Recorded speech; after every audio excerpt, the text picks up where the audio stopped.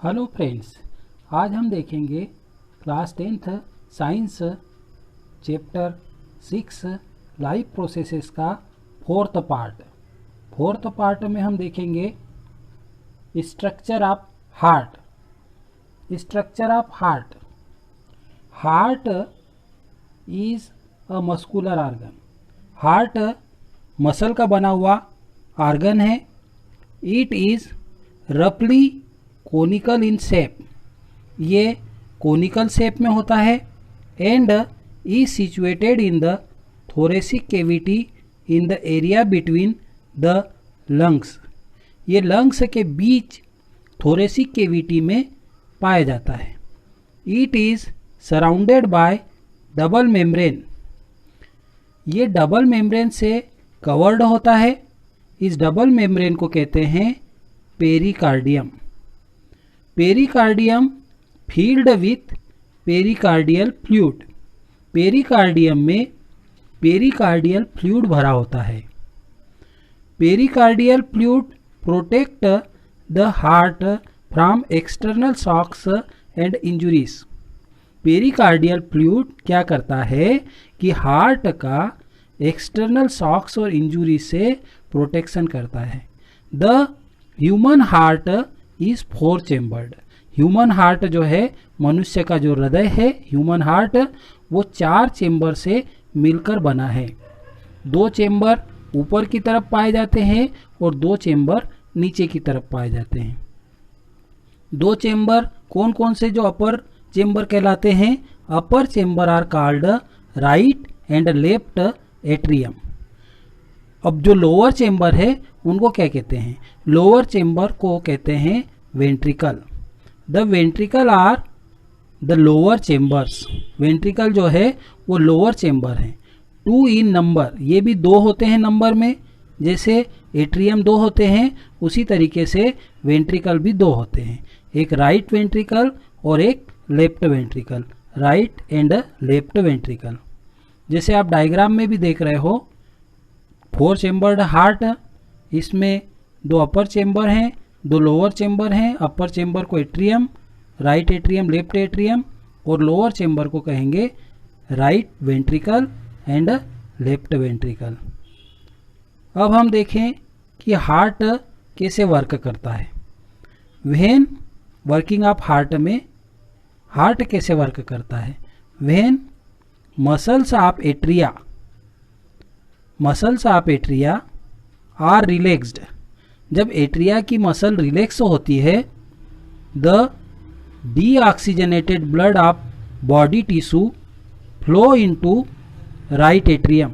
उस समय जब एट्रिया की मसल रिलैक्स होती है तो बॉडी टिश्यू से डीऑक्सीजनेटेड ब्लड राइट एट्रियम में आता है। और कौन लाता है इसको? इसको लाता है वेना केवा। सेम टाइम, उसी समय पल्मोनरी वेन लंग्स से ऑक्सीजनेटेड ब्लड को लेफ्ट एट्रियम में लाती है। Pulmonary vein from lungs pour oxygenated blood into the left atrium. तो क्या हुआ? डीऑक्सीजनेटेड ब्लड बॉडी टिश्यू से वेना केवा के थ्रू आया राइट एट्रियम में, और ऑक्सीजनेटेड ब्लड पल्मोनरी वेन के थ्रू आया लेफ्ट एट्रियम में। ये दोनों सेम समय में होते हैं। Now atria contract. अब एट्रिया क्या करेगा? कॉन्ट्रैक्ट होगा। During atrial contraction right atrium pour deoxygenated blood into right ventricle. जब एट्रिया कॉन्ट्रैक्ट होगा तो राइट एट्रियम जो है डीऑक्सीजनेटेड ब्लड को राइट वेंट्रिकल में भेज देगा, and left atrium pour oxygenated blood into left ventricle. और लेफ्ट एट्रियम उसी समय ऑक्सीजनेटेड ब्लड को लेफ्ट वेंट्रिकल में भेज देगा। Then ventricle contract. अब वेंट्रिकल कॉन्ट्रैक्ट होगा। जब वेंट्रिकल कॉन्ट्रैक्ट होगा तो oxygenated blood present in left ventricle, जो ऑक्सीजनेटेड ब्लड लेफ्ट वेंट्रिकल में है, is distributed to all the parts of the body. सारे बॉडी पार्ट को भेज दिया जाएगा। और इसको भेजने के लिए कौन सी ट्यूब, कौन सी आर्टरी इसको ले जाएगी बॉडी पार्ट में एओर्टा। एओर्टा जो है वो लार्जेस्ट आर्टरी है और ऑक्सीजनेटेड ब्लड को पूरे बॉडी पार्ट में ले जाती है।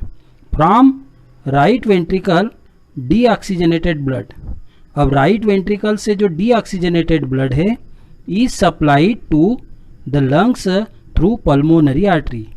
वो क्या होगा, डीऑक्सीजनेटेड ब्लड जो राइट वेंट्रिकल में है वो पल्मोनरी आर्टरी के थ्रू लंग्स में जाएगा। यहाँ पर हमको ये याद रखना है कि पूरी बॉडी में केवल पल्मोनरी आर्टरी ऐसी आर्टरी है जो डीऑक्सीजनेटेड ब्लड को राइट वेंट्रिकल से लंग में ले जाती है। बाकी सारी आर्टरी जो बॉडी में पाई जाती है वो ऑक्सीजनेटेड ब्लड को कैरी करती है। केवल पल्मोनरी आर्टरी बॉडी की ऐसी आर्टरी है जो डीऑक्सीजनेटेड ब्लड को कैरी करती है। अब हम आगे देखें, इसी चीज को अगर डायग्रामेटिक रिप्रेजेंटेशन में देखें तो सबसे पहले क्या होगा कि बॉडी टिश्यू से डीऑक्सीजनेटेड ब्लड वेना केवा के थ्रू आएगा राइट एट्रियम में। राइट एट्रियम से ये राइट वेंट्रिकल में जाएगा और राइट वेंट्रिकल से पल्मोनरी आर्टरी के थ्रू ये चले जाएगा लंग्स में। और इसी तरीके से सेम टाइम में ऑक्सीजनेटेड ब्लड जो है पल्मोनरी वेन के थ्रू आएगा लेफ्ट एट्रियम में और लेफ्ट एट्रियम से जाएगा लेफ्ट वेंट्रिकल में और लेफ्ट वेंट्रिकल से एओर्टा के थ्रू बॉडी पार्ट में चले जाएगा। तो ये डायग्रामेटिक रिप्रेजेंटेशन आपने देखा। अब हम इसका जैसे अदर एनिमल में और ह्यूमन में सर्कुलेशन का टाइप क्या होता है। हमारे ह्यूमन बॉडी में जो सर्कुलेशन है उसको कहते हैं डबल सर्कुलेशन। तो डबल सर्कुलेशन क्यों कहते हैं, क्योंकि जो एक साइकिल है सर्कुलेशन का, एक साइकिल कब कहा जाएगा, जब हार्ट में डीऑक्सीजनेटेड ब्लड आएगा, ये डीऑक्सीजनेटेड ब्लड लंग्स में जाएगा, लंग्स से ऑक्सीजनेटेड होके फिर लेफ्ट एट्रियम में आएगा और लेफ्ट एट्रियम से लेफ्ट वेंट्रिकल और लेफ्ट वेंट्रिकल से बॉडी पार्ट में जाएगा। तो एक सर्कुलेशन का साइकिल कंप्लीट होगा। तो एक सर्कुलेशन साइकिल में हमारे हार्ट में 2 बार ब्लड आता है, एक बार डीऑक्सीजनेटेड ब्लड आता है और एक बार ऑक्सीजनेटेड ब्लड आता है।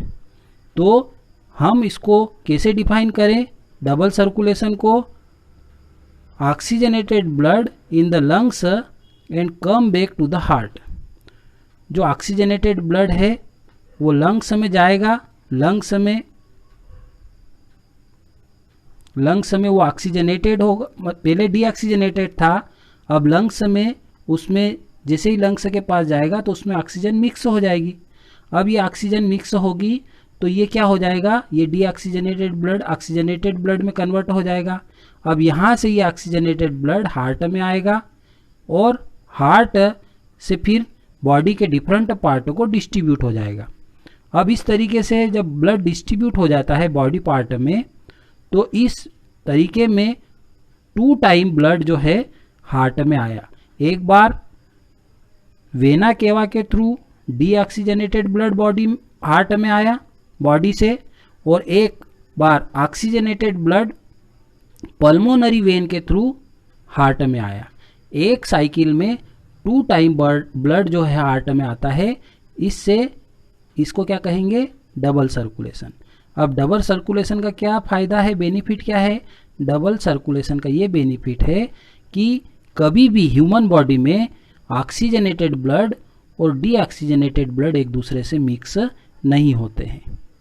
तो ये बेनिफिट है और इस बेनिफिट से क्या होगा कि हम कोई भी वर्क जल्दी कर पाएंगे, हमको तेज़ी से एनर्जी मिलेगी, एनर्जी ऑब्टेन तेज़ी से होगा और हमारा वर्क जो है और वर्क फास्ट होगा। अगर आपको हमारा वीडियो पसंद आया हो तो हमारे चैनल को सब्सक्राइब करें, लाइक करें और इस वीडियो से रिलेटेड कोई डाउट आपके माइंड में हो तो कमेंट्स बॉक्स में ज़रूर लिखें।